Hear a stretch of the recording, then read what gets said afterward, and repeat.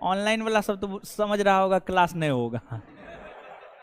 अब आ गई थी, बोली कि एक तो हम बोलना नहीं चाहते हैं, ठीक है, जो भी घटना हुआ है हमको अपने तरीका से निपटना है, ठीक है, हम ये सब बात बोलना नहीं चाहते हैं। बहुत ज़्यादा रिक्वेस्ट कर दी कि नहीं थोड़ा सा बाइट दीजिए, तो हम बोले चलिए ठीक है।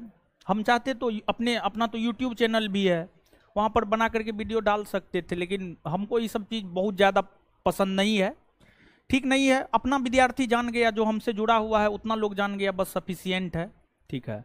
अब आकर के बहुत ज़्यादा यानी सोमवार मंगलवार से जो है ये फ़ोन कर रही थी, मंगलवार बुधवार बृहस्पतिवार शनिवार 3-4 रोज से फ़ोन कर रही थी कि सर एक बाइट दीजिए 5 मिनट का 10 मिनट का। तो फिर चलिए ठीक है दे देते हैं। लाइव हो गया क्लास लाइव है, चलिए आ जाइए, थोड़ा लेट हो गया। हाँ, अभी कुछ पढ़ाए नहीं है। अंकुश उपाध्याय जी, राज चौरसिया जी, केडी यादव जी, संजय कुमार दीपक, रितु, अभी कुछ भी नहीं पढ़ाए हैं। अभी तुरंत क्लास लाइव ही हुआ है, थोड़ा लेट गाड़ी है थोड़ा लेट हो गया है। चलिए आते हैं, देखते हैं हम लोग। हाँ, हम लोग विविध देख रहे हैं, और विविध में जो है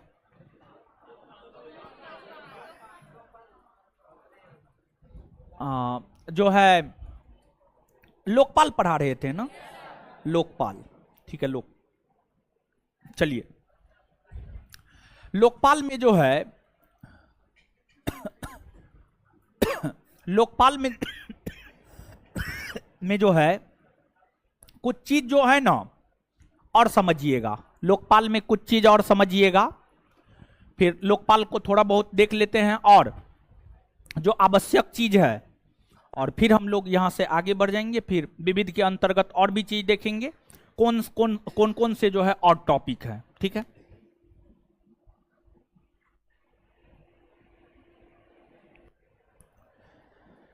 देखिए, जैसे केंद्र स्तर पर तो लोकपाल, और राज्य स्तर पर लोकायुक्त, राज्य स्तर पर लोकायुक्त। तो जब पहली बार भारत की संसद में, आप सभी को पता होगा, पहली बार भारत की संसद में लोकपाल बिल, पहली बार भारत की संसद में लोकपाल बिल कब लाया गया था? 1968, ठीक है, 1968। तो 1968 में, हल्ला मत कीजिए, 1968 में राज सिंह जी, कोर्स का ड्यूरेशन बढ़ा दीजिएगा, कोर्स का ड्यूरेशन ऑटोमेटिक बढ़ जाएगा। और राज सिंह जी, और अभी कितना क्लास चलेगा, तो हम तो आपको बताए हुए 100 क्लास चलेगा, कितना 96वां चल रहा है, तो 4 क्लास और चलेगा। अब एक ही बात को आप लोग कितना बार हमसे बकवाते हैं। ऋचा आर्या जी, हाँ आपकी कमेंट शो कर रही है, ठीक है है, पढ़ाने दीजिए ना, कमेंट यहां से हटा दीजिए, तो पढ़ाने दीजिए हमको, ठीक है। जो जरूरी कमेंट होगा वो देखेंगे, बाद में देखेंगे। जैसे आपको केंद्र के संदर्भ में लोकपाल बिल 1968 में पहली बार संसद में आया, लोकसभा में आया। इसके बाद राज्य, आप सभी लोग जानते हैं, राज्य के भीतर कानून का निर्माण करने वाली सबसे बड़ी संस्था राज्य विधानमंडल है। तो राज्य के भीतर 1968 के बाद से ही लोकायुक्त अधिनियम आना शुरू हो गया, लोकायुक्त अधिनियम आना शुरू हो गया। तो भारत में टोटल जो 28 राज्य है, उन 28 राज्यों में अगर हम लोकायुक्त अधिनियम की बात करें, तो उन 28 राज्यों में जो लोकायुक्त अधिनियम है उन 28 राज्यों में जो लोकायुक्त अधिनियम है, सबसे पहले ओडिशा ओडिशा ओडिशा ओडिशा ओडिशा सबसे पहले लोकायुक्त अधिनियम ओडिशा नामक राज्य के द्वारा 1970 ईस्वी में पारित किया गया था। 1970 ईस्वी में पारित किया गया था। 1970 में ओडिशा ने लोकायुक्त अधिनियम को पारित कर दिया, लेकिन ओडिशा लोकायुक्त अधिनियम को लागू 1983 में किया। 1983 में 1983 में लागू 1983 में किया। लागू 1983 में किया। तो लोकायुक्त अधिनियम को पारित करने वाला प्रथम राज्य ओडिशा है, जो कि 1970 में इसको पारित कर दिया। लेकिन ओडिशा लागू कब किया है? तो ओडिशा लोकायुक्त अधिनियम को लागू किया है 1983। ओडिशा के बाद इस लोकायुक्त अधिनियम को पारित करने वाला जो अगला राज्य बना वह आपको महाराष्ट्र बना। महाराष्ट्र महाराष्ट्र महाराष्ट्र लोकायुक्त अधिनियम को पारित करने वाला अगला राज्य बना और महाराष्ट्र ने लोकायुक्त अधिनियम को 1971 में पारित कर दिया और 1971 में पारित भी किया और 1971 ईस्वी में इसको लागू भी कर दिया। 1971 ईस्वी में ही इसको लागू भी कर दिया और पूरे भारतवर्ष के भीतर 28 राज्यों में लोकायुक्त अधिनियम को लागू करने वाला प्रथम राज्य महाराष्ट्र और लोकायुक्त अधिनियम को पारित करने वाला प्रथम राष्ट्र ओडिशा। क्वेश्चन बैंक देखिएगा ना, एसएससी का, बीपीएससी का, यूपीएससी का। क्वेश्चन बैंक में स्पष्ट तौर पर ये दोनों प्रश्न आपको देखने को मिल जाएंगे। सबसे पहले लोकायुक्त अधिनियम किसने पारित किया, सबसे पहले लोकायुक्त अधिनियम को लागू किसने किया, दोनों प्रकार के प्रश्न जो है आपको देखने को मिल जाएंगे। दोनों प्रकार के प्रश्न देखने को मिल जाएंगे। दोनों काफी महत्वपूर्ण फैक्ट है और हम सभी लोग बिहार के हैं। मैक्सिमम लोग बिहार के होंगे, सब तो नहीं होंगे बिहार के, मैक्सिमम लोग बिहार के होंगे। तो बिहार में लोकायुक्त अधिनियम कब पारित हुआ, कब लागू हुआ, यह भी बात याद रखना जरूरी है। अब 28 राज्य का जो है अब खोज करके डाटा याद कीजिएगा तो यह सही नहीं है। परीक्षा का जो डिमांड है, डिमांड के अकॉर्डिंग आपको काम करना है। देखिए आईटी इंफॉर्मेशन टेक्नोलॉजी का जमाना है और इसमें डाटा का कोई कमी नहीं है, भरपूर डाटा है। इतना डाटा है कि आप ले नहीं सकते हैं, लेकिन उसमें जो है आपको चूज करना होगा कि कौन डाटा हमको याद रखना है और कौन डाटा हमको याद नहीं रखना, कौन डाटा हमको याद नहीं रखना है। तो ये सब डाटा जो है आप निश्चित तौर पर याद रखिएगा। आशा करते हैं आप समझे होंगे। और बिहार के विषय में हम आपको बता दें, बिहार में लोकायुक्त अधिनियम पारित 1973 में हुआ और लागू भी 1973 में ही हुआ। लागू भी 1973 में ही हुआ। ये तीन फैक्ट जो है और भी है जो याद रखना है। इसके अलावे जैसे आपको हम संवैधानिक, गैर संवैधानिक, सांविधिक संस्था पढ़ाए हैं और जब हम आपको ये टॉपिक पढ़ा रहे थे तो इस टॉपिक को पढ़ाने के दौरान जो है हम ये बात बोले थे कि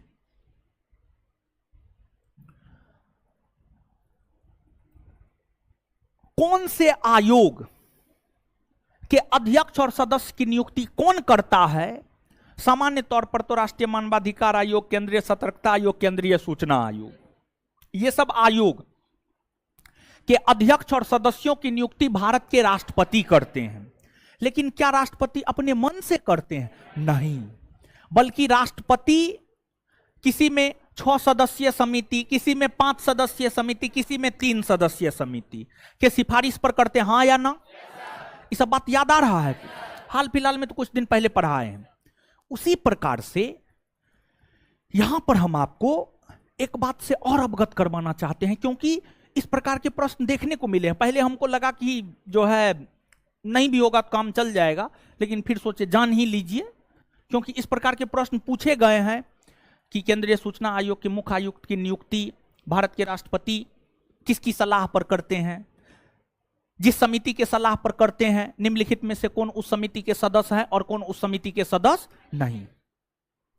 तो जो लोकपाल के अध्यक्ष होते हैं, लोकपाल के अध्यक्ष की नियुक्ति भारत के राष्ट्रपति, लोकपाल के अध्यक्ष की नियुक्ति भारत के राष्ट्रपति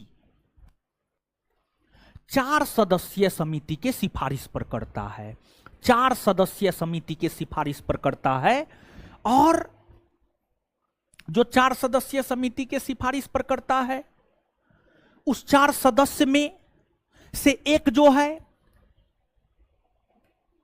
एक कौन हो सकता है बोलिए? प्रधानमंत्री। एक कौन हो सकता है? प्रधानमंत्री। दूसरा लोकसभा का अध्यक्ष, लोकसभा का अध्यक्ष। तीसरा लोकसभा में विपक्ष का नेता,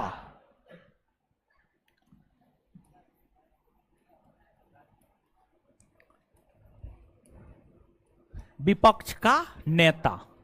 और चौथा सुप्रीम कोर्ट के मुख्य न्यायाधीश या मुख्य न्यायाधीश के सिफारिश पर नाम निर्दिष्ट सुप्रीम कोर्ट के वरिष्ठतम न्यायाधीश। खैर इतना में नहीं जाना है, सीधा याद रखना है सुप्रीम कोर्ट के मुख्य न्यायाधीश, सुप्रीम कोर्ट के मुख्य न्यायाधीश। तरीका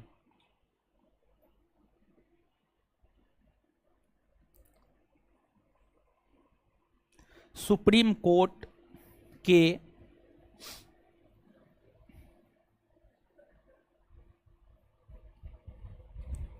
मुख्य न्यायाधीश, सुप्रीम कोर्ट के मुख्य न्यायाधीश, मुख्य न्यायाधीश, इसको भी आप याद रख लीजिएगा।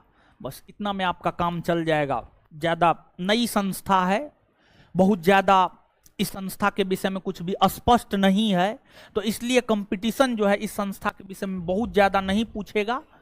देखिए कभी भी कोई भी बोर्ड कंफ्यूजिंग क्वेश्चन, जिस क्वेश्चन के आंसर को लेकर के डाउट हो, उस प्रकार का क्वेश्चन नहीं पूछता है। खैर बीपीएससी करता है ये सब काम, तो बीपीएससी जो है फिर उसको डिलीट भी कर देता है। पता नहीं बीपीएससी में कैसा कैसा क्वेश्चन सेटर है कि अजीब स्थिति बीपीएससी के भीतर जो है आपको बना हुआ है। और जो बीपीएससी को लेकर आंदोलन हो रहा था वो कोई गलत आंदोलन नहीं है, सही आंदोलन है, होना चाहिए। समझ, बड़ी गड़बड़ करता है बीपीएससी। अच्छे लोगों को बोर्ड में रखेंगे सो नहीं, पता नहीं किस लोग को रखे हुए हैं। अब नीचे से लिखिए, लिखिए तो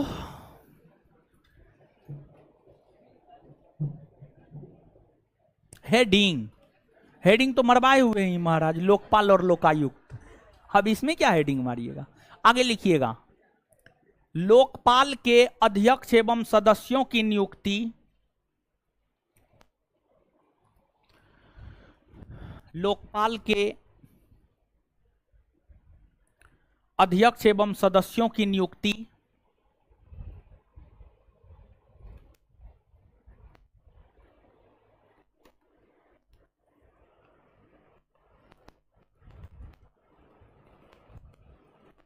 नियुक्ति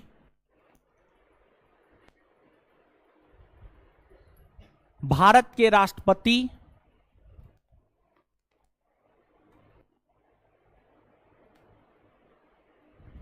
चार सदस्यीय समिति के सिफारिश पर करते हैं।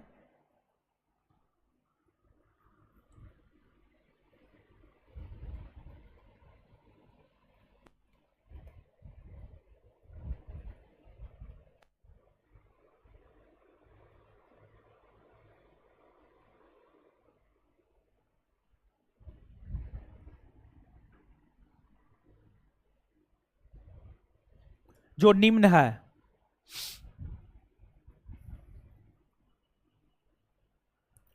एक नंबर में प्रधानमंत्री,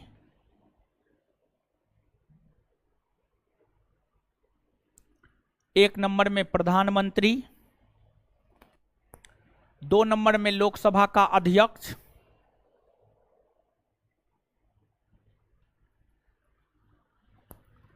लोकसभा का अध्यक्ष, तीन नंबर में लोकसभा में विपक्ष का नेता,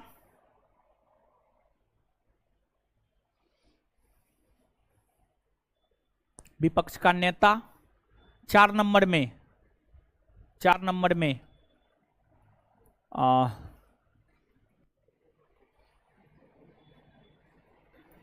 सुप्रीम कोर्ट के मुख्य न्यायाधीश, सुप्रीम कोर्ट के मुख्य न्यायाधीश।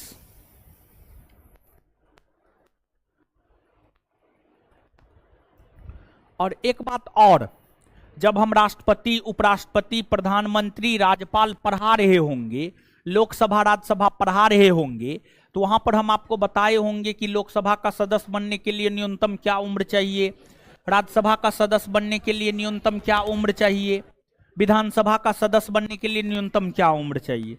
ये सब बात बताए हैं कि नहीं बताए? एकदम हर अलग अलग टॉपिक में बताए हुए हैं।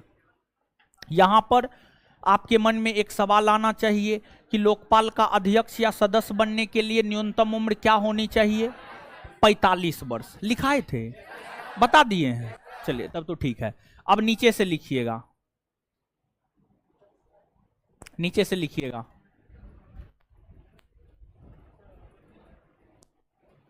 है क्या? कौन? आप? नहीं, इसी चैप्टर में तो लिखवाए हैं।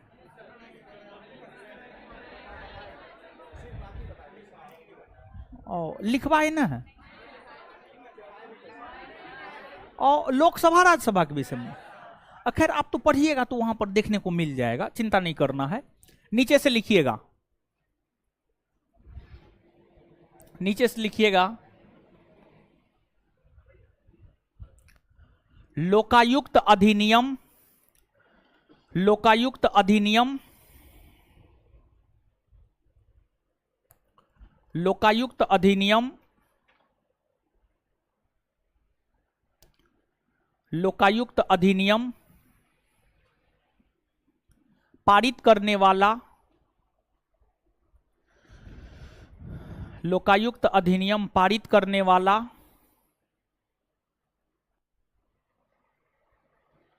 प्रथम राज्य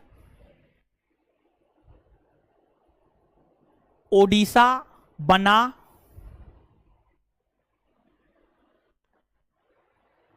जिसने इस अधिनियम को पारित,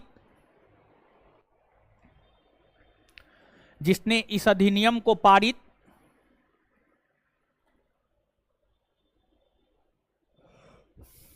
1970 में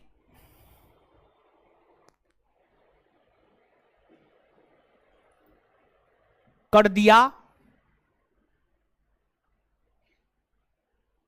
लेकिन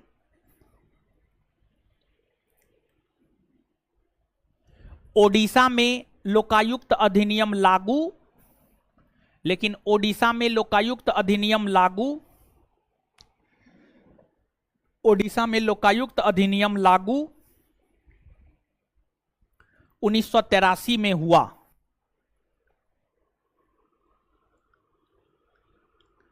1983 में हुआ। ओडिशा में लोकायुक्त अधिनियम लागू 1983 में हुआ। अगला पॉइंट लिखिएगा, भारत में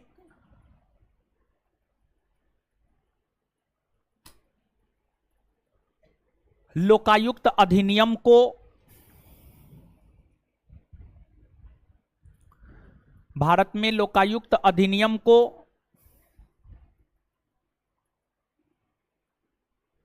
भारत में लोकायुक्त अधिनियम को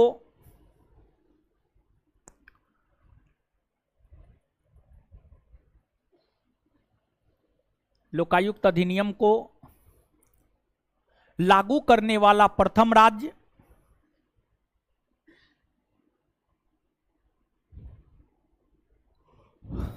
भारत में लोकायुक्त अधिनियम को लागू करने वाला प्रथम राज्य, प्रथम राज्य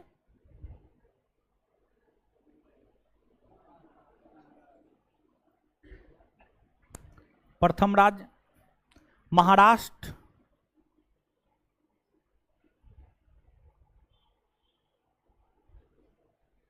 बना, जिसने इस अधिनियम को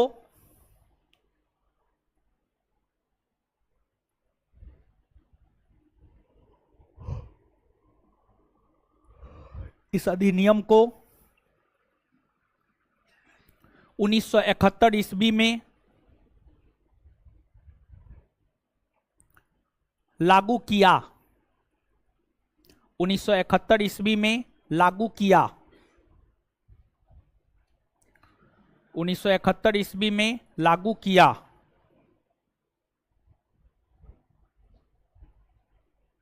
आगे, बिहार में लोकायुक्त अधिनियम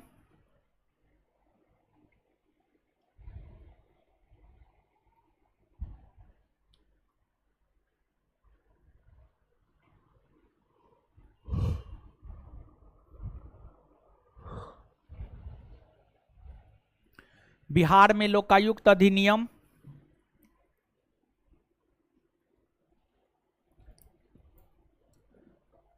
1973 ईस्वी में 1973 ईस्वी में 1973 ईस्वी में लागू हुआ है।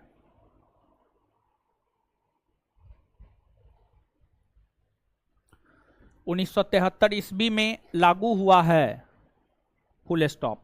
1973 ईस्वी में लागू हुआ है, फुल स्टॉप। महत्वपूर्ण बात इतना ही है, वनडे परीक्षा में इतना से आपका काम चल जाएगा, ठीक है। और ध्यान दीजिएगा, आगे जो है पढ़ाने के दौरान तो लगभग में 395 अनुच्छेद में से जहां तक हम पढ़ाते हैं 250 के आसपास अनुच्छेद पढ़ाते हैं, उससे ज्यादा भी कभी काल पढ़ा देते हैं। तो 250 या उसके आसपास अनुच्छेद पढ़ा दिए हैं, लेकिन फिर भी कुछ अनुच्छेद बाकी है। तो जो बचे हुए 100-150 अनुच्छेद है, उसमें कुछ महत्वपूर्ण अनुच्छेद है जिसको आगे हम आपको नोट डाउन करवा देंगे, समझा देंगे, याद करवा देंगे, ठीक है। लेकिन जो है, जैसे भारत का राष्ट्रीय पंचांग क्या है, राष्ट्रीय गीत क्या है, राष्ट्रीय गान क्या है, फिर जो है आपको भारत का राजकीय चिन्ह क्या है, राजकीय चिन्ह क्या है, ध्वज को लेकर, राष्ट्रीय ध्वज को लेकर, तो ये जो है तमाम प्रकार की चीजें हैं। विविध पढ़ रहे हैं, पॉलिटी के अंतर्गत विविध पढ़ रहे हैं, तो ऐसे तो आप लोगों को इन सभी चीजों के विषय में थोड़ी बहुत जानकारी तो होगी ही। जैसे कि भारत का राष्ट्रीय गान जन गण मन है, हर लोग जानते होंगे। और इसके बाद जो है भारत का राष्ट्रीय गीत वंदे मातरम सुजलम सफलम मलयज शीतलम सस्य श्यामला मातरम वंदे मातरम, समझ गए। तो ये जो है भारत का राष्ट्रीय गीत है। फिर जो है राष्ट्रीय ध्वज तिरंगा है, तिरंगा की लंबाई चौड़ाई का अनुपात 3:2 है। फिर जो राष्ट्रीय ध्वज है, जब राष्ट्रपति का निधन होता है तो झंडा को झुका दिया जाता है। झुका हुआ झंडा शोक का प्रतीक होता है, शोक का प्रतीक होता है। राष्ट्रपति के निधन होने पर, उपराष्ट्रपति के निधन होने पर, प्रधानमंत्री के निधन होने पर पूरे देश के भीतर सरकारी कार्यालय में झंडा को झुका दिया जाता है। तो ये सब प्रश्न भी जो है कभी कताल आपकी परीक्षा में पूछे गए हैं। तो हमको लगता है कि इन चीजों से भी आपको अवगत निश्चित तौर पर होना चाहिए। तो इन चीजों से पॉलिटी पढ़ने के दौरान आप अवगत हुए भी होंगे, कुछ चीजों से तो अवगत आप निश्चित तौर पर हुए होंगे, और कुछ चीजों से जो है आपको यहां पर अब अवगत होना है, ठीक है। तो अब लोकपाल के बाद रुकिए, याद करने दीजिए थोड़ा सा।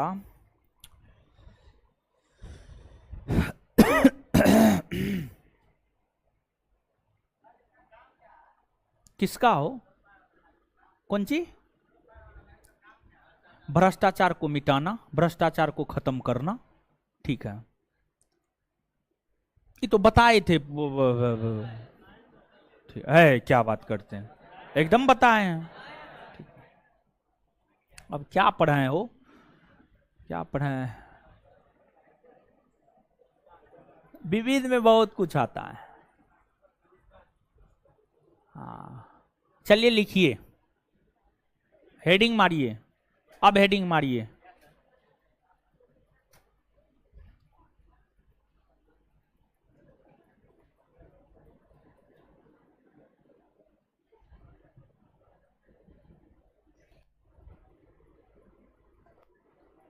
भारत के प्रमुख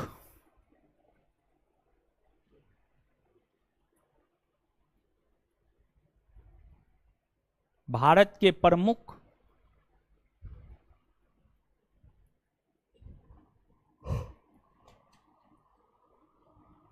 भारत के प्रमुख राष्ट्रीय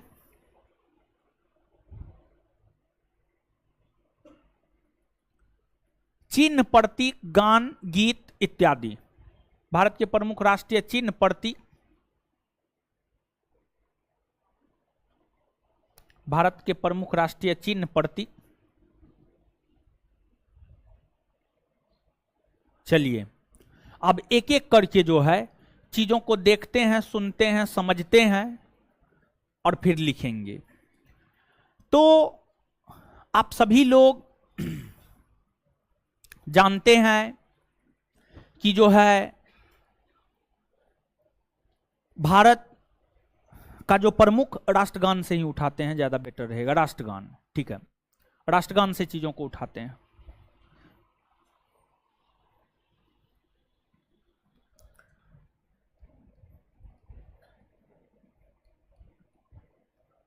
नेशनल सॉन्ग,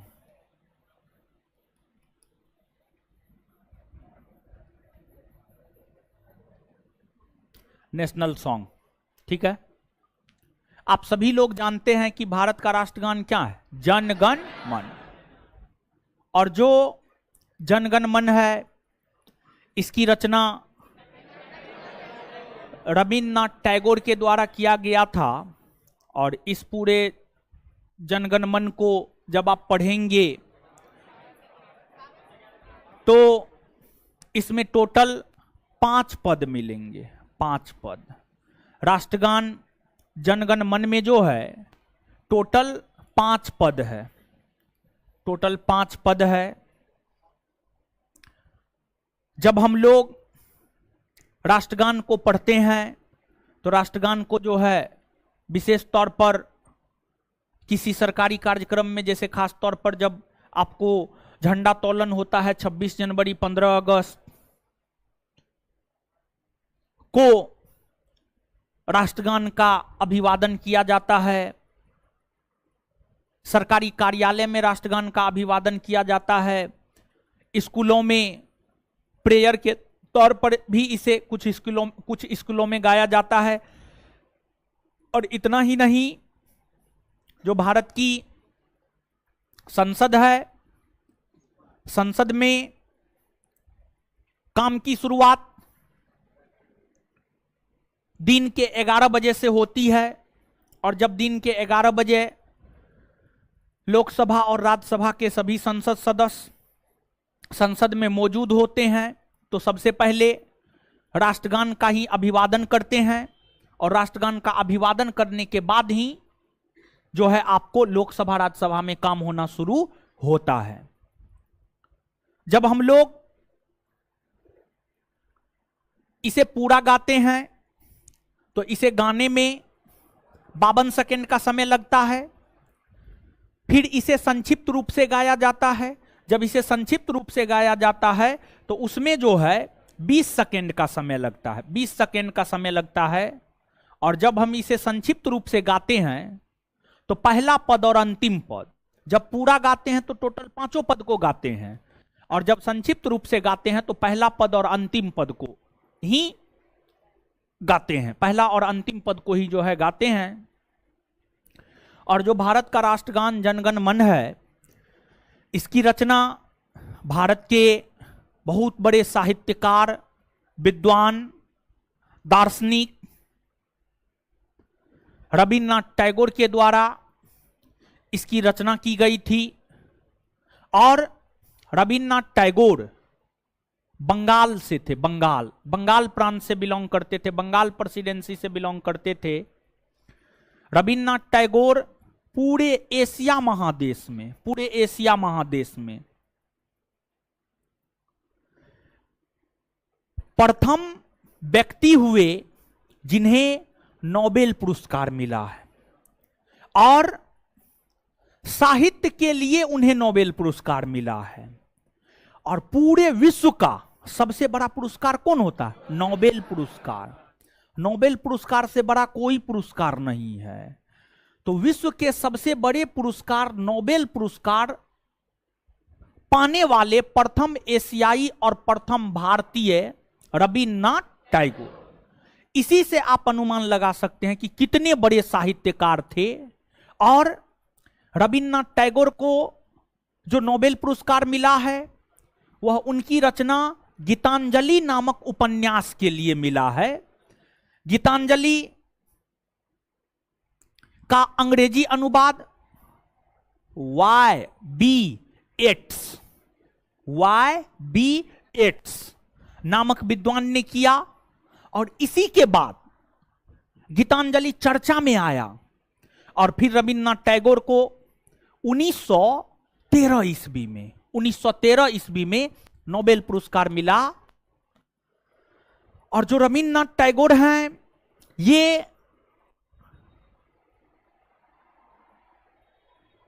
एक ऐसे साहित्यकार, लेखक और विद्वान है जिनकी रचना 2 देशों का राष्ट्रगान है। इनकी रचना भारत का राष्ट्रगान है, इनकी रचना बांग्लादेश का राष्ट्रगान है। जैसे भारत का राष्ट्रगान जन गण मन है, वैसे ही बांग्लादेश का राष्ट्रगान आमार सोमार बांग्ला।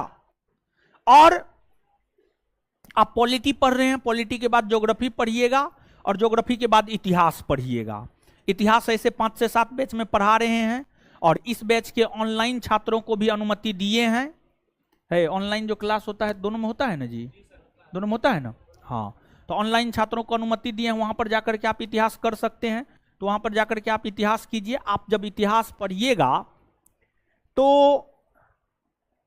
वहां पर जो है आपको एक स्वदेशी आंदोलन पढ़ना होगा। और स्वदेशी आंदोलन 1905 में हुआ था। और स्वदेशी आंदोलन होने के पीछे कुछ कारण थे। कारण क्या था? तो 1905 में बंगाल का विभाजन हुआ, और बंगाल विभाजन के खिलाफ ही स्वदेशी आंदोलन हुए। 1905 में बंगाल का विभाजन हुआ, और बंगाल विभाजन के खिलाफ ही स्वदेशी आंदोलन हुए। तो बंगाल विभाजन के खिलाफ जो स्वदेशी आंदोलन हुआ, उस स्वदेशी आंदोलन के दौरान ही आमार सोमार बांग्ला चर्चा में आया था। आमार सोमार बांग्ला चर्चा में आया था।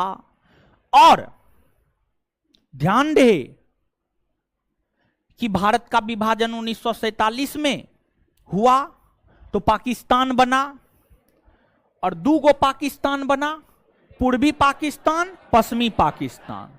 बाद में पाकिस्तान का विभाजन हुआ, और फिर बांग्लादेश बना 1971 में। बांग्लादेश 1971 में बना। और जैसे भारत का राष्ट्रपिता महात्मा गांधी, पाकिस्तान का राष्ट्रपिता मोहम्मद अली जिन्ना, वैसे ही बांग्लादेश का राष्ट्रपिता शेख मुजीब उर रहमान। भारत का विभाजन मोहम्मद अली जिन्ना के कारण हुआ, और पाकिस्तान का विभाजन शेख मुजीब उर रहमान के कारण हुआ। शेख मुजीब उर रहमान के कारण हुआ। तो ये तमाम प्रकार की जानकारियां हैं। जनरल स्टडीज का आप अध्ययन कर रहे हैं, इस अध्ययन के अंतर्गत ये जानकारी आपको होनी चाहिए।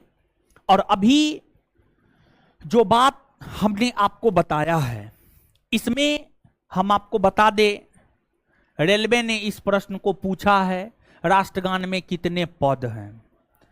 एसएससी ने इस प्रश्न को पूछा है, कौन ऐसे इतिहासकार है जिसकी रचना दो दो देशों का राष्ट्रगान है। फिर बीपीएससी ने, यूपीएससी ने इस प्रश्न को पूछा है कि एशिया तथा भारत का प्रथम व्यक्ति कौन है जिन्हें नोबेल पुरस्कार मिला है। और एसएससी ने इस प्रश्न को भी पूछा है तथा अन्य परीक्षा ने इस प्रश्न को भी पूछा है कि जो है आपको रविन्द्रनाथ टैगोर को किस साहित्य के लिए नोबेल पुरस्कार मिला है, कब मिला है। ये तमाम प्रकार के प्रश्न आपसे पूछे गए हैं। साथ ही साथ यहां पर एक बात से और हम आपको अवगत करवाएंगे कि आपको इतिहास में आप एक चैप्टर पढ़ेंगे, उस चैप्टर का नाम है कांग्रेस। कांग्रेस नामक संगठन की स्थापना 1885 ईस्वी में हुई और 1885 से लेकर 1947 ईस्वी तक प्रत्येक वर्ष कांग्रेस का वार्षिक अधिवेशन हुआ। इस वार्षिक अधिवेशन के क्रम में ही कांग्रेस का वार्षिक अधिवेशन 1911 में कलकत्ता में हुआ। कांग्रेस का वार्षिक अधिवेशन 1911 में कहां हुआ? कलकत्ता में। 1911 में कांग्रेस का वार्षिक अधिवेशन जो कोलकाता में हुआ था, इस कोलकाता में हो रहे वार्षिक अधिवेशन की अध्यक्षता आपको पंडित विशन नारायण धर ने किया था। पंडित विशन नारायण धर।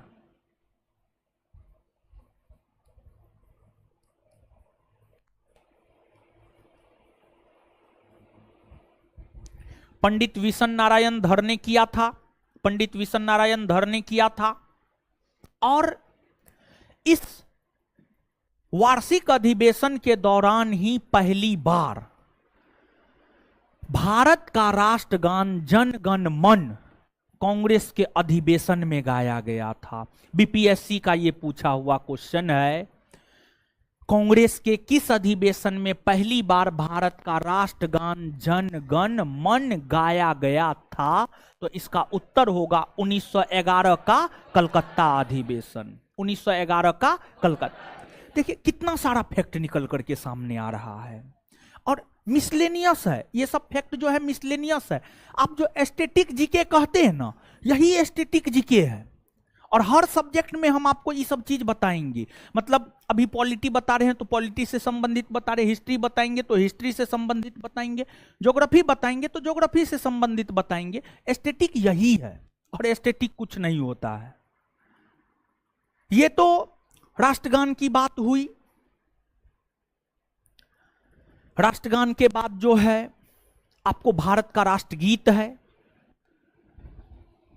अगर हम भारत के राष्ट्रगीत को देखें तो जो भारत का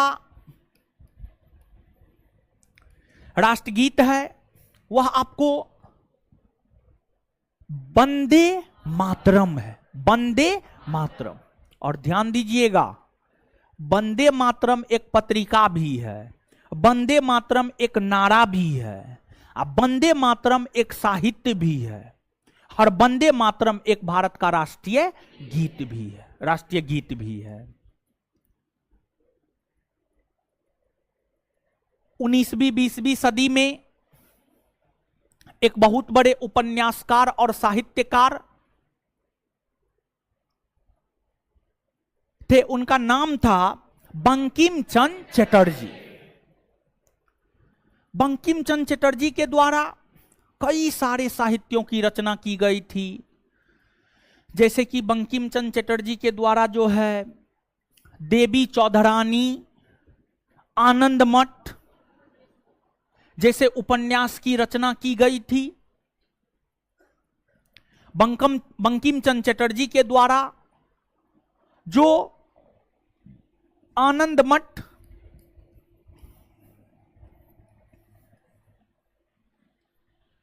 नामक उपन्यास की रचना की गई थी, इस उपन्यास से ही भारत का राष्ट्रीय गीत वंदे मातरम लिया गया है। और इसको गाने में 65 सेकेंड का समय लगता, 65 1 मिनट 5 सेकेंड, 1 मिनट 5 सेकेंड का समय लगता है। और जब आप इतिहास को पढ़ेंगे, कांग्रेस पढ़ाएंगे, वहां पर भी ये बात हम आपको बताएंगे। और देखिए, ये चीज जो है पॉलिटी में भी है, हिस्ट्री में भी है। मतलब आप इस बात को समझिए, हम यहां पे ये समझाना चाह रहे हैं आपको। देखिए, वैसा कोई भी फैक्ट, कोई भी कंसेप्ट या फैक्ट जिसका संबंध 2 सब्जेक्ट से हो या 3 सब्जेक्ट से हो, या किसी एक सब्जेक्ट में ही 2 चैप्टर या 3 चैप्टर से हो, वो सब फैक्ट एकदम याद रखिएगा, क्योंकि उन सभी फैक्टों के पूछने की संभावना काफी अधिक होती है। तो इस सब के पूछने का संभावना काफी अधिक है, और पूछा है और आगे भी पूछेगा, यही सब पूछता है। बहुत ज्यादा क्वेश्चन जीएस में थोड़े है, आप लोग तो डरते हैं। हम आपको बता रहे हैं सच्चाई। हम भी तो कंपटीशन का तैयारी किए हैं, कंपटीशन निकाले हैं, भले फाइनल रिजल्ट ना हुआ हो।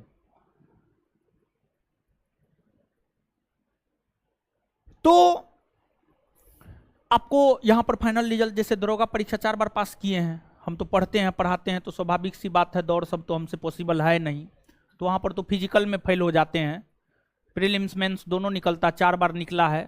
सारा एडमिट कार्ड मेरे पास है, जब जरूरत पड़ेगा तो लोग को दिखाएंगे भी, चिंता मत कीजिए। बीपीएससी भी एक बार जो है 60 से 62 भी इंटरव्यू तक पहुंचे हैं, कुछ कारण, कुछ मार्क्स से मेरिट नहीं बना था, उसका भी इंटरव्यू लेटर सब चीज है मेरे पास। जरूरत पड़ने पर सबको दिखाएंगे, समझे। अभी वैसा जरूरत नहीं पड़ा है। तो आपको जो है, क्या बोल रहे थे वो, क्या बोल, हाँ, तो चलिए जो भी बोल रहे थे छोड़िए ना, आइए नहीं यहाँ पे। आप भूल गए तो भूल गए। कांग्रेस का वार्षिक अधिवेशन 1896 में भी कलकत्ता में ही हुआ था, और 1885 में कांग्रेस की स्थापना हुई, और 1947 में देश आजाद हुआ। 1885 से 1947 तक के इतिहास को जब आप पढ़ेंगे तो आपको यह पता चलेगा कि सबसे अधिक बार कांग्रेस का वार्षिक अधिवेशन कोलकाता में ही हुआ था।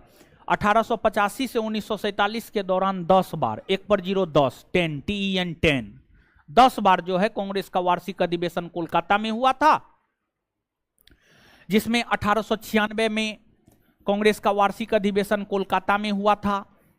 इस अधिवेशन की अध्यक्षता रहीमतुल्लाह सयानी ने किया था, रहीमतुल्लाह सयानी ने किया था। और इस अधिवेशन में ही पहली बार भारत का राष्ट्रीय गीत, इस अधिवेशन में ही पहली बार भारत का राष्ट्रीय गीत वंदे मातरम जो है आपको गाया गया, वंदे मातरम गाया गया। और जैसे अभी आपने तुरंत सुना कि स्वदेशी आंदोलन के दौरान अमार सोमार बांग्ला गीत चर्चा में आया, उसी प्रकार से जो स्वदेशी आंदोलन था, स्वदेशी आंदोलन के दौरान ही वंदे मातरम नारा, स्वदेशी आंदोलन के दौरान ही वंदे मातरम नारा सबसे ज्यादा लोकप्रिय हुआ था, सबसे ज्यादा चर्चा में आया था।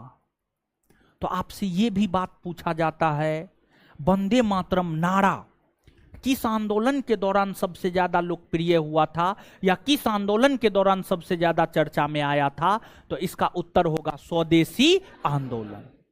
यही तो जो है अब मिसलेनियस है, एस्थेटिक है। अब यहां तक जो है चीजों को एक बार लिखिए, फिर आगे बताएंगे और आगे पढ़ाएंगे, फिर आगे लिखाएंगे।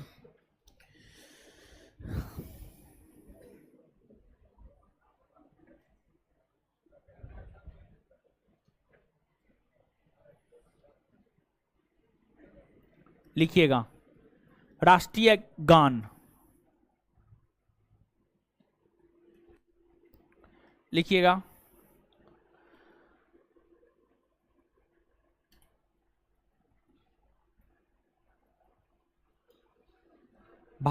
राष्ट्रीय गान डैश देकर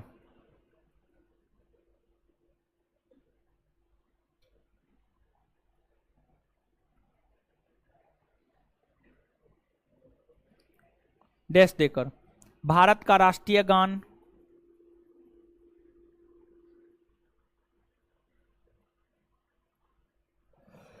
भारत का राष्ट्रीय गान जनगण मन है।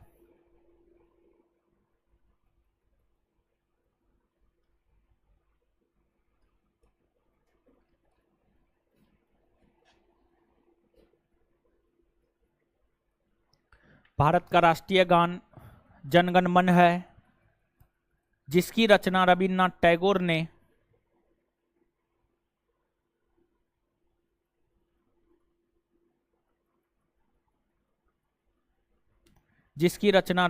टैगोर ने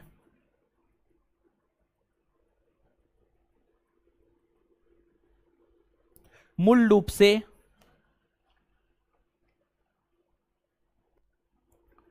बांग्ला भाषा में लिखा, मूल रूप से बांग्ला भाषा में लिखा।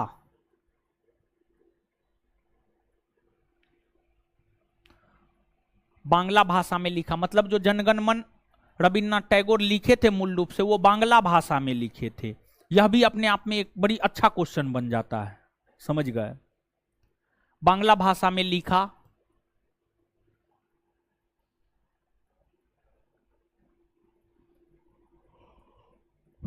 बांग्ला भाषा में लिखा, जिसे संविधान सभा ने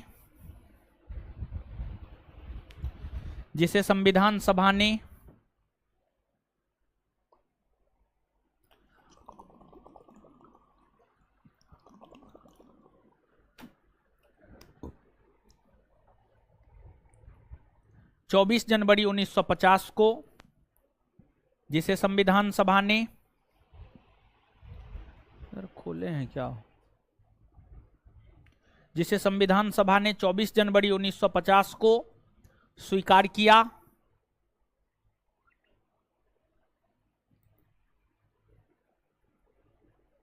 इसमें कुल 5 पद है, इसमें कुल 5 पद है, इसमें कुल 5 पद है, 5 पद है, इसमें कुल 5 पद है।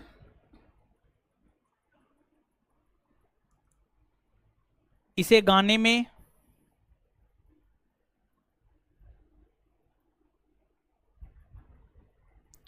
52 सेकेंड का समय लगता है।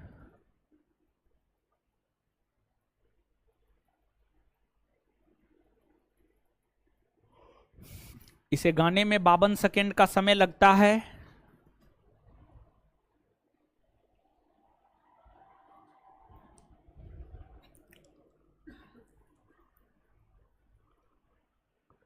लेकिन संक्षिप्त में गाने में इसे संक्षिप्त में गाने में इसे संक्षिप्त में गाने में इसे संक्षिप्त में गाने में इसे संक्षिप्त में गाने में इसे 20 सेकेंड का समय लगता है। 20 सेकेंड का समय लगता है।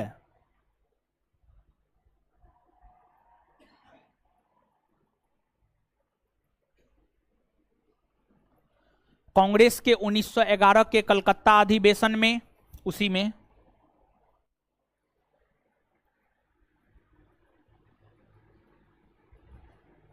कांग्रेस के 1911 के कलकत्ता अधिवेशन में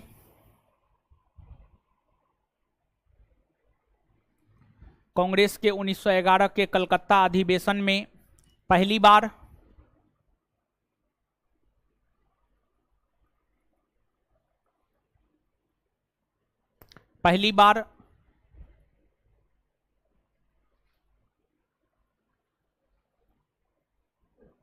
राष्ट्रगान जनगण मन गाया गया।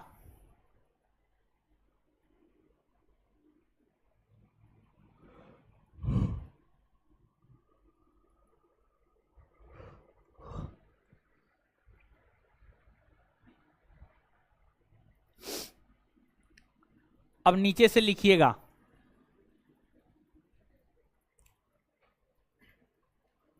रविन्द्रनाथ टैगोर, नीचे से अगला स्टार मार के लिखिएगा, रविंद्रनाथ टैगोर एक ऐसे साहित्यकार है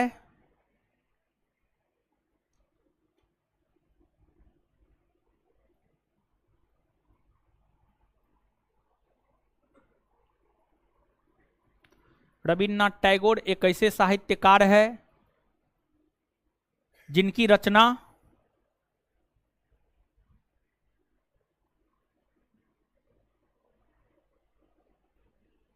जिनकी रचना जिनकी रचना जिनकी रचना दो देशों का राष्ट्रगान है।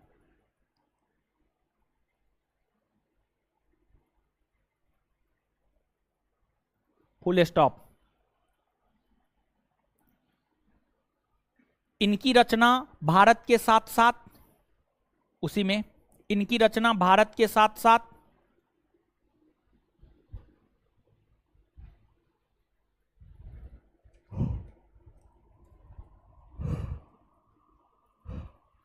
इनकी रचना भारत के साथ साथ बांग्लादेश का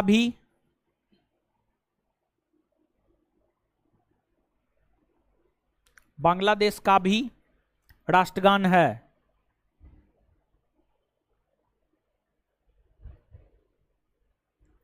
फुल स्टॉप।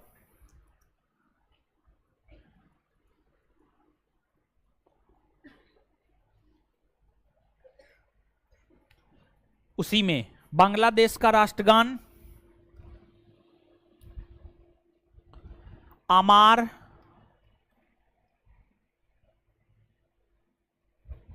सोमार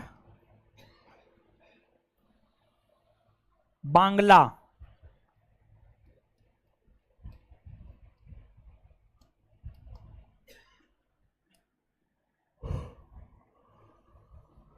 इसको इन्वर्टेड कॉमा में बंद कर लेना है।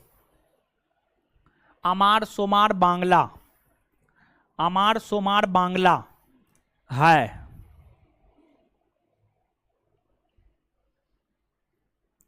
अगला, हाँ, एक मिनट यह गीत स्वदेशी आंदोलन के दौरान, यह गीत स्वदेशी आंदोलन के दौरान, यह गीत स्वदेशी आंदोलन के दौरान, स्वदेशी आंदोलन के दौरान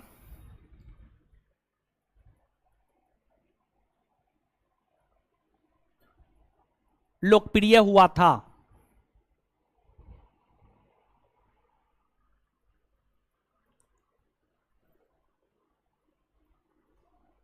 अगला पॉइंट,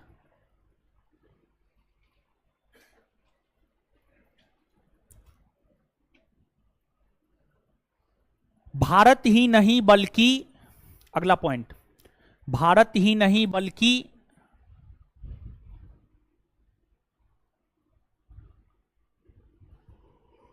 भारत ही नहीं बल्कि पूरे एशिया महादेश में, पूरे एशिया महादेश में नोबेल पुरस्कार पाने वाला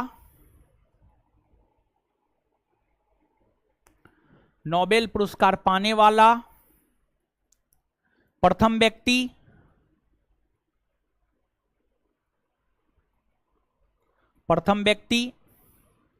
रविन्द्रनाथ टैगोर है। Rabindranath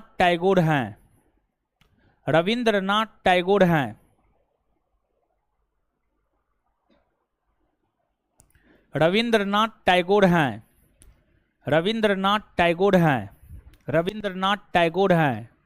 full stop. इन्हें साहित्य के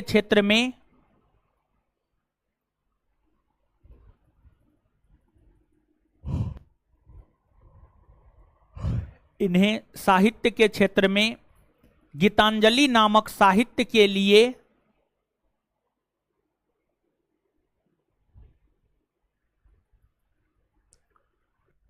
गीतांजलि नामक साहित्य के लिए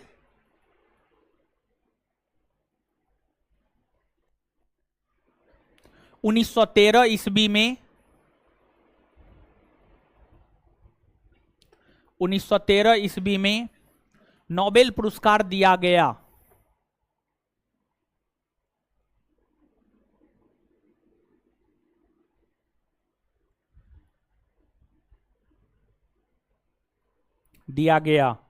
फुल स्टॉप।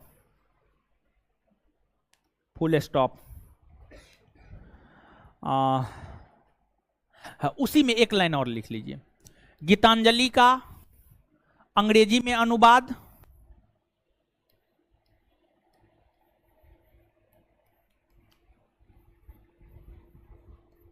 WB800 होगा। WB, सॉरी YB नहीं, WB होगा। सॉरी, एक minute. WB it's, YEATS। Gitanjali का अंग्रेजी भाषा में अनुवाद WB इट्स ने किया, YEATS। अब इसके नीचे जो है ना, हम चाहते हैं कि आप जनगण मन लिख लें। क्या हम लिखा देंगे या लिख लीजिएगा? ये तो लिख लीजिएगा ना कॉपी में। देखिए, देश का राष्ट्रगान है, सम्मान है, ठीक है, सम्मान कीजिए इन चीजों का। देश की बात है ना तो सब चीज को भूल जाइए, ठीक है, टोटल चीज को भूल जाइए जब बात देश की है, समझे? तो इसको लिख लीजिएगा, अच्छे से लिखिएगा, ठीक है। अभी हम लिखाएंगे जनगण मन अधिनायक जय हे भारत भाग्य विधाता, समझ गए? तो इसमें होगा कि आप जो है जैसे सच में लिखा जाता है, मतलब काफी इसमें जो है चीजों को ध्यान में रखा जाता है। तो आपको हम कह रहे हैं कि आप कोई भी एनसीईआरटी बुक से देख करके लिखिएगा, जैसे लिखा होगा वैसे आप लिख लीजिएगा, ठीक है। चलिए आगे हेडिंग मारिएगा राष्ट्रीय गीत, लिख लीजिएगा कॉपी में, हम चेक करेंगे। राष्ट्रीय गीत लिखिएगा।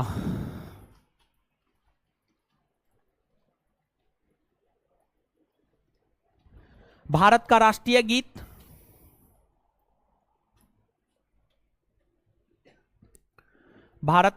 गीत वंदे मातरम है।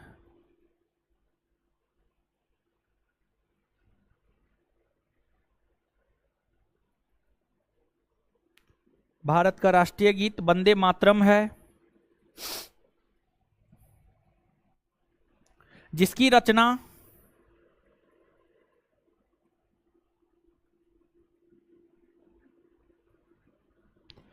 रचना बंकिम चंद्र चटर्जी ने की है। बंकिम चंद्र चटर्जी ने की है। Full stop. की है, फुल स्टॉप।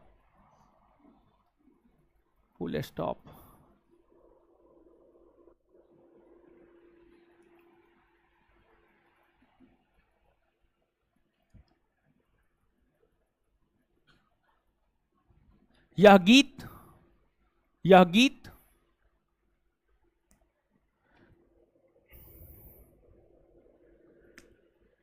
यह गीत बंकिम चंद्र चटर्जी की रचना आनंद मठ से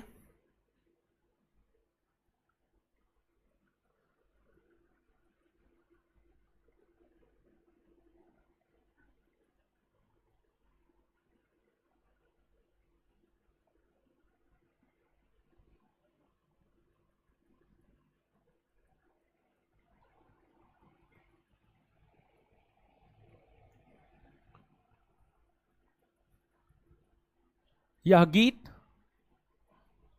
बंकिम चंद्र चटर्जी की रचना आनंद मठ से ली गई है।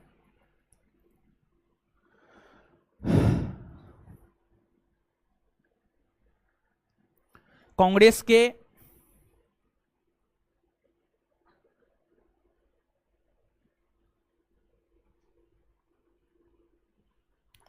1896 के कलकत्ता अधिवेशन में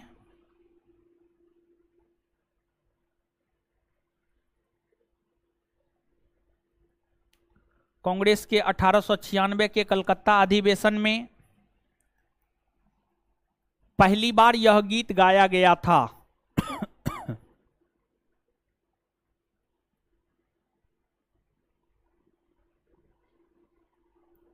कांग्रेस के 1896 के कलकत्ता अधिवेशन में पहली बार यह गीत गाया गया था।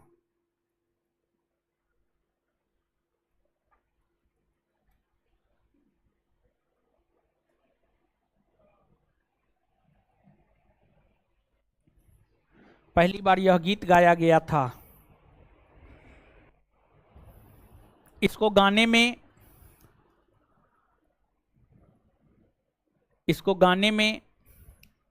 65 सेकेंड का समय लगता है।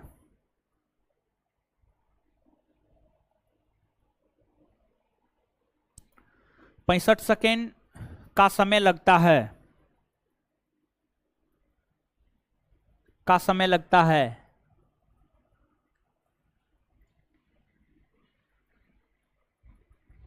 Full stop.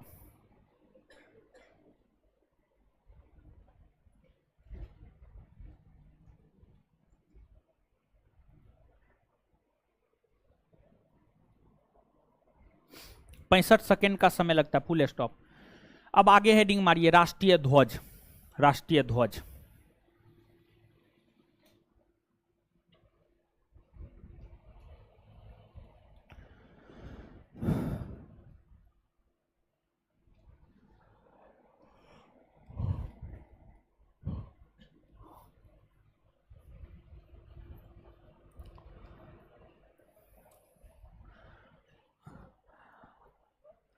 रात में न्यूज देख रहे थे। ऐसे 2-3 दिन से न्यूज हम नहीं देख पा रहे थे। हम न्यूज देखते हैं और न्यूज हर किसी को देखना चाहिए। और देखिए अब जो आप लोग यूट्यूब पे जाकर के कोई न्यूज देखने लगते हैं तो सही ना है। एगो बीबीसी हिंदी यूट्यूब पे एक है, बीबीसी हिंदी ऑथेंटिक न्यूज देता है। ऑथेंटिक न्यूज देता है बीबीसी। ठीक है, बीबीसी हिंदी करके आता है। दिन भर पूरी खबर शाम में 7:30 बजे से आता है। शाम में 7:30 बजे से आता है। वो तो कभी भी आप देख सकते हैं। रात में हम सोने वक्त न्यूज देखते हैं। न्यूज देखते देखते सो जाते हैं, यानी आधा देखते हैं आधा नहीं देखते हैं। तो जो है पता चला कि जो है आपको भारतीय सैनिक जो है लाठी से चीनी सैनिक को भगा दिया।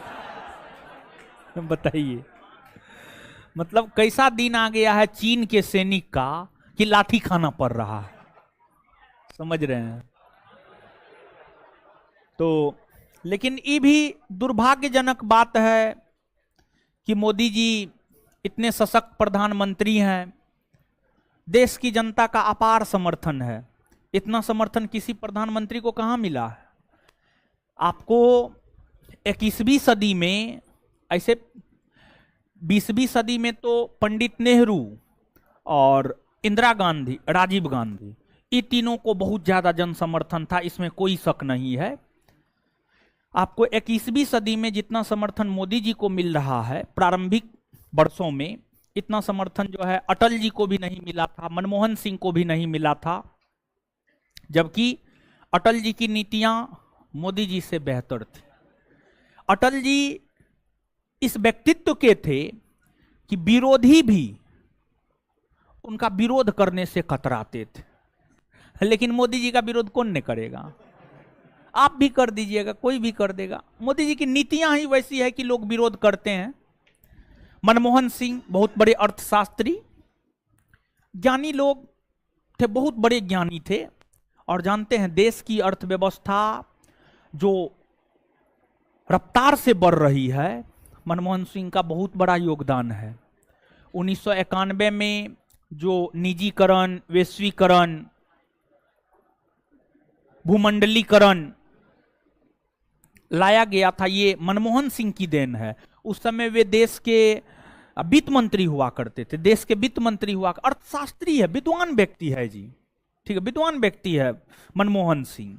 उनके जैसा विद्वान अब पैदा कहां होता है?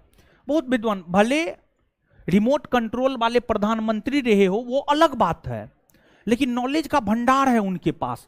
देश की अर्थव्यवस्था को गति देने में बहुत बड़ा योगदान है, अतुलनीय योगदान है। उनके योगदान की तुलना नहीं की जा सकती है। आप लोग सिर्फ ऊपर ऊपर जानते हैं मौनी बाबा को, लेकिन बहुत बेहतरीन व्यक्तित्व के हैं, समझिए, बड़ी अच्छे व्यक्तित्व के हैं, बड़ी नॉलेजेबल व्यक्ति हैं। चलिए, कहाँ थे? हाँ, राष्ट्रीय ध्वज। हाँ, ध्वज पे आए तो जो है न्यूज देखे थे तो उसमें भारत का राष्ट्रीय ध्वज तिरंगा था, तो इसलिए हम बोल दिए ये बात।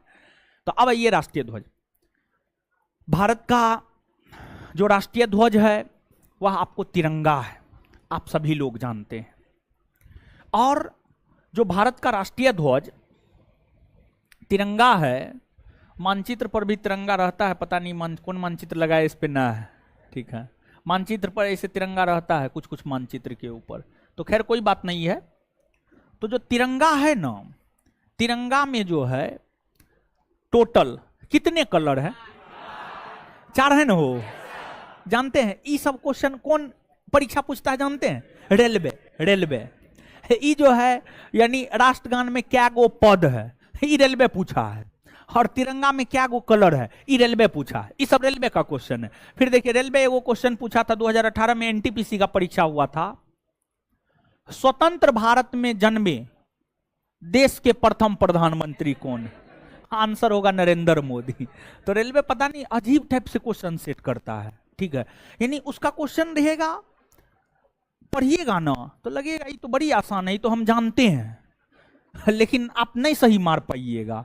थोड़ा सा क्वेश्चन जो है ना अटपटा, यानी जैसे एसएससी, बीपीएससी, यूपीएससी, इन सभी से थोड़ा अलग हट करके रेलवे पूछता है, एकदम अजीब टाइप का सवाल रहता है उसका। मतलब तिरंगा में 4 कलर है, ये कौन सवाल हुआ बताइए? इतना चीज है पूछने के लिए, लेकिन ये पूछता है। तो पूछता है तो याद तो रखना पड़ेगा, क्योंकि परीक्षा तो पास करना है। हमको तो लग रहा था आप लोग बोलिएगा 3 कलर, लेकिन आप लोग भी बड़ी सचेत हैं, समझ, बड़ी तेज हैं आप लोग, समझे। तो भारत का जो राष्ट्रीय ध्वज है, भारत का राष्ट्रीय ध्वज तिरंगा है। और जब आप इतिहास को पढ़िएगा तो इतिहास में एक आधुनिक भारतीय इतिहास आपको पढ़ना होगा, और आधुनिक भारतीय इतिहास में एक चैप्टर आपको पढ़ना होता है, उस चैप्टर का नाम है भारत में क्रांतिकारी आंदोलन। भारत में क्रांतिकारी आंदोलन। भारत में क्रांतिकारी आंदोलन भगत सिंह, सुखदेव, राजगुरु, बीडी सावरकर, मैडम भीखाजी कामा,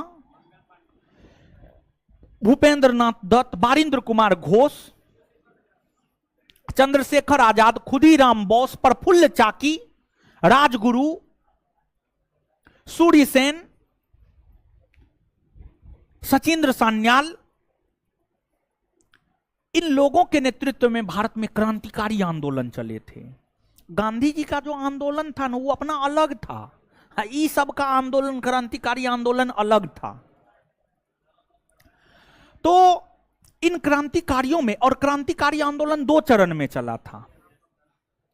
पहला क्रांतिकारी आंदोलन का चरण था 1904 से 1914 और दूसरा था 1924 से 1934। तो प्रथम चरण का क्रांतिकारी आंदोलन में एक बहुत बड़ी क्रांतिकारी नेत्री महिला थी। एक बहुत बड़ी क्रांतिकारी नेत्री थी, उनका नाम था मैडम भीखाजी रुस्तम कामा।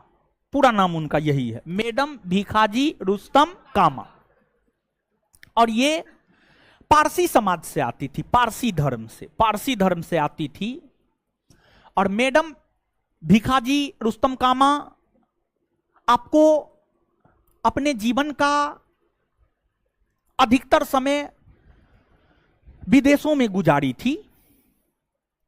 और मैडम कामा दादा भाई नेरोजी के निजी सचिव के तौर पर काम की थी। और मैडम कामा ने ही विदेशी सरजमी पर पहली बार तिरंगा झंडा फहराने का काम की। तिरंगा झंडा फहराई मैडम भीखाजी रुस्तम कामा। और मैडम भीखाजी रुस्तम कामा ने 1907 में जर्मनी के स्टुटगार्ट नामक शहर में, वहां पर विस्तार पूर्वक बताएंगे, जर्मनी के स्टुटगार्ट नामक शहर में तिरंगा झंडा फहराने का काम की। और उन्हें भारतीय क्रांति की माता कहा जाता, भारतीय क्रांति की माता। बीपीएससी का क्वेश्चन बैंक पलट करके देखिएगा, दोनों क्वेश्चन आपको मिल जाएगा। ये भी मिल जाएगा भारतीय क्रांति का माता किसे कहा जाता है, और यह भी मिल जाएगा कि विदेशी सरजमी पर तिरंगा फहराने वाली प्रथम महिला कौन है, प्रथम कौन है। तो आंसर होगा मैडम भीखाजी रुस्तम कामा। ठीक है। और कहां फहराई, कब फहराई, सभी प्रकार के बात आपको मिल जाएंगे। तो उस समय का तिरंगा झंडा अलग था। तिरंगा झंडा का भी अपने आप में एक इतिहास है। आज जैसा आप तिरंगा झंडा देखते हैं, आज जैसा आप अपने आप को देखते हैं, आज जैसा आप पूरे भारतवर्ष को देखते हैं, क्या हमेशा पूरा भारतवर्ष ऐसा ही होगा? नहीं। ठीक है, पहले कुछ और था, आज कुछ और है, आगे कुछ और होगा। समझ गए? तो राष्ट्रीय ध्वज तिरंगा को संविधान सभा ने आप सभी लोग इस बात से अवगत होंगे, संविधान सभा का गठन 9 दिसंबर 1946 को ही हो चुका था। भारत का जो राष्ट्रीय ध्वज है, भारत का राष्ट्रीय ध्वज तिरंगा है। क्या है? तिरंगा। भारत का राष्ट्रीय ध्वज तिरंगा है। तिरंगा में टोटल 4 कलर है, केसरिया है, सफेद है, हरा है और नीला है। ठीक है, एक बार फिर से बोल रहे हैं, केसरिया, सफेद, हरा और नीला। ठीक है, नीला। तो इसे तिरंगा हम लोग कहते हैं। और भारत का राष्ट्रीय ध्वज तिरंगा होगा, इसे स्वीकृति संविधान सभा ने दिया था। और संविधान सभा ने इसे स्वीकृति 22 जुलाई 1947 को दिया। 22 जुलाई 1947 को दिया। 22 जुलाई 1947 को दिया। और जो हमारा झंडा है, हमारे झंडा के लंबाई और चौड़ाई का जो अनुपात है वह है आपको 3:2। लंबाई और चौड़ाई का अनुपात है 3:2। 3:2 लंबाई और चौड़ाई का जो है आपको अनुपात है। अब एक तो बीच में सफेद पट्टी है, बीच में सफेद पट्टी है ना जी, है? बीच में सफेद पट्टी है। और उस सफेद पट्टी में जो है ना चक्र है। क्या है? चक्र है। ऐसे करके चक्र है। समझ गए?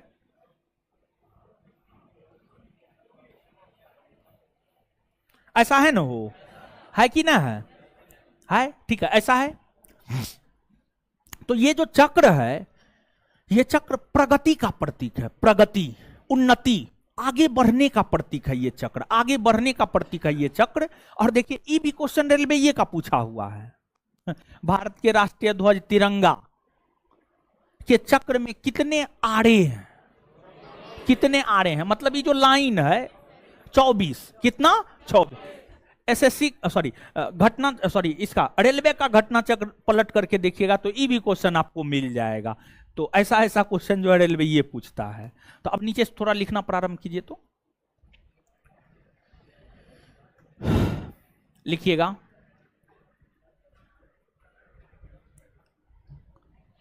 भारत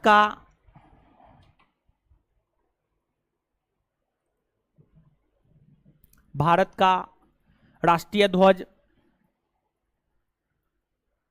है। देखिए कहां जा रहे हैं, ये देखिए देखिए क्या काहे जा रहे हैं, सुनिए ना हो है, रुकिए ना हो है, तो रुकिए ना है, रुकिए। ये तो ऐसे भागे जा रहे हैं, लगता है ये नहीं जाएंगे तो धरती पलट जाएगा। नहीं पलटेगा, आप चिंता मत कीजिए, कुछ नहीं होगा। बैठिए लिखिए। जब इतना ज्यादा इमरजेंसी होता है तो मत आइए मेरे क्लास में, समझ गए। एकदम मोबाइल पे बतियाते हुए जा रहा था। मतलब ये कौन अनुशासन है, एक से एक नमूना है, समझे। मारने लगेंगे कोई नहीं बचाएगा, समझे। लिखिए महाराज, भागे जा रहा था और टाइम हो गया है। ओ अच्छा ठीक है ठीक है, थोड़ा लेट से भी तो पढ़ाना शुरू किए हैं, तो थोड़ा लिखिए ना क्या होगा। लिखिए भारत का राष्ट्रीय ध्वज तिरंगा है।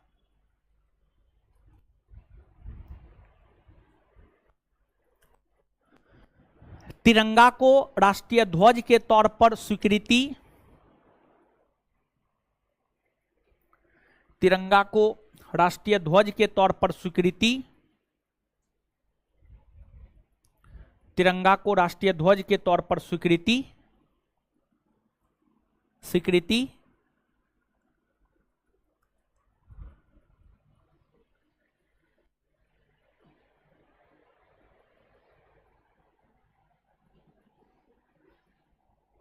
राष्ट्रीय ध्वज के तौर पर स्वीकृति 22 जुलाई 1947 को 22 जुलाई 1947 को 22 जुलाई 1947 को संविधान सभा ने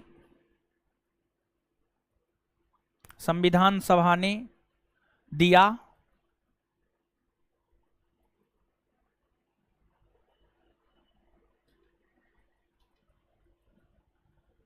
संविधान सभा ने दिया।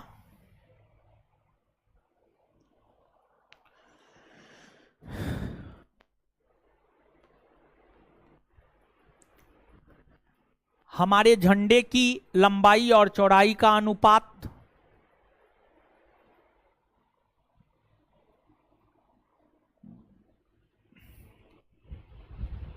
3:2 है।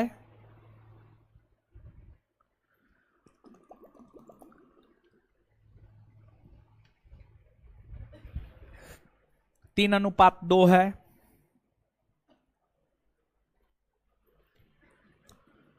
अगला पॉइंट स्टार मार के लिखिएगा।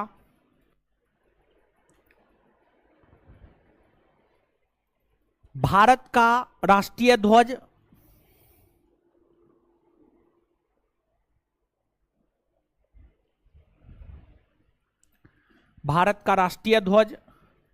फहराने का भारत का राष्ट्रीय ध्वज विदेशी सरजमी पर, भारत का राष्ट्रीय ध्वज विदेशी सरजमी पर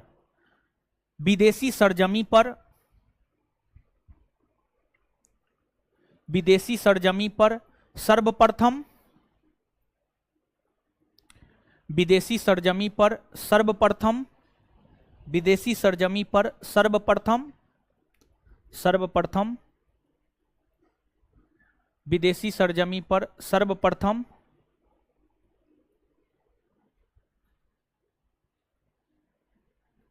जर्मनी के स्टुटगार्ट में, लिख देते हैं यहां पर, जर्मनी के स्टुटगार्ट में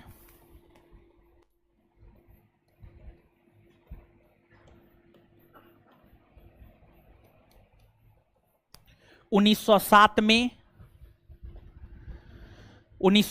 में मैडम भीखाजी रुस्तम कामा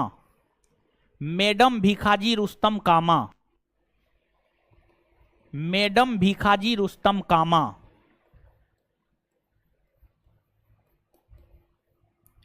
रुस्तम कामा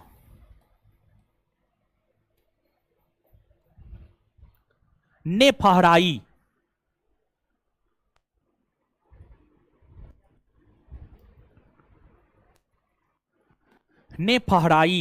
उसी में मैडम कामा को भारतीय क्रांति की माता, मैडम कामा को भारतीय क्रांति की माता, मैडम कामा को भारतीय क्रांति की माता, मैडम कामा को भारतीय क्रांति की माता कहा जाता है। मैडम कामा को भारतीय क्रांति की माता कहा जाता है। मैडम कामा को भारतीय क्रांति की माता कहा जाता है। Full stop. चलिए अब आइए 1 मिनट में, देखिए अभी जितना पढ़े हैं 2 से 4 मिनट लगेगा, ज्यादा थोड़े लगेगा। एक बार याद कर लेते हैं, ज्यादा बेटर हो जाएगा क्या। आइए तो एक बार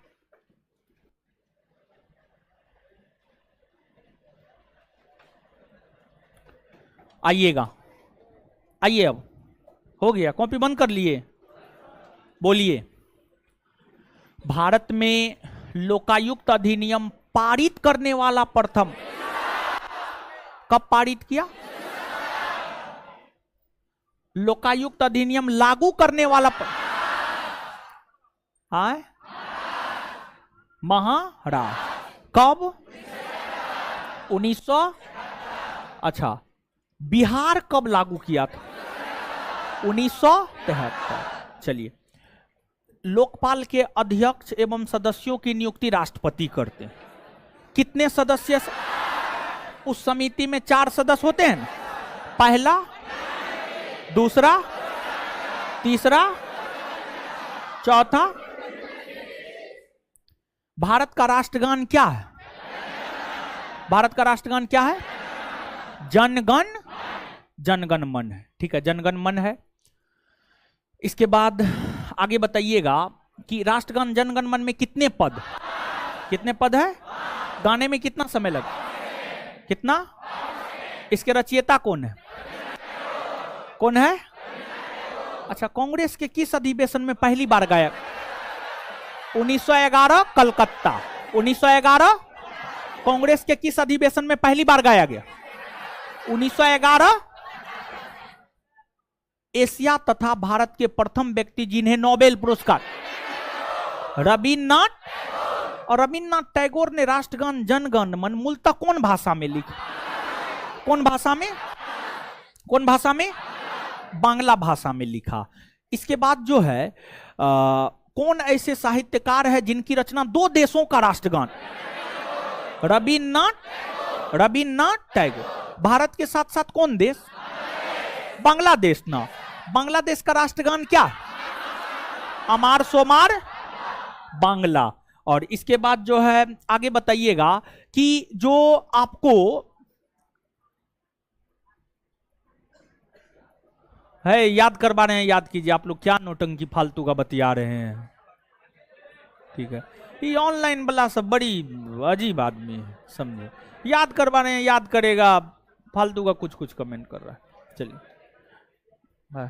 हाँ, रविन्द्रनाथ टैगोर को उनकी किस साहित्य के लिए नोबेल? गीतांजलि ना। गीतांजलि का अंग्रेजी भाषा में अनुवाद किस? भारत का राष्ट्रगीत क्या है? वंदे। राष्ट्रगीत क्या है? वंदे मातरम किसने लिखा? बंकिम चंद्र चटर्जी के किस उपन्यास से लिया? किस उपन्यास से? गाने में कितना समय लगता है? और राष्ट्रगीत पहली बार कांग्रेस के किस अधिवेशन में गाए? 1896 के। और भारत का राष्ट्रीय ध्वज क्या है? तिरंगा का लंबाई चौड़ाई का अनुपात। और विदेशी सरजमी पर राष्ट्रीय ध्वज फहराने वाली प्रथम मैडम भिखाजी रुस्तम। भारतीय क्रांति की माता किसे कहा जाए?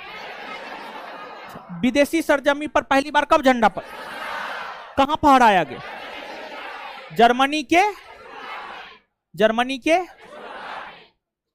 अनीश कुमार, पॉलिटी खत्म हो गया है, ज्योग्राफी 2-4-5 दिन में आ जाएगा। धन्यवाद। चलिए इससे आगे अगले क्लास में मिलते हैं।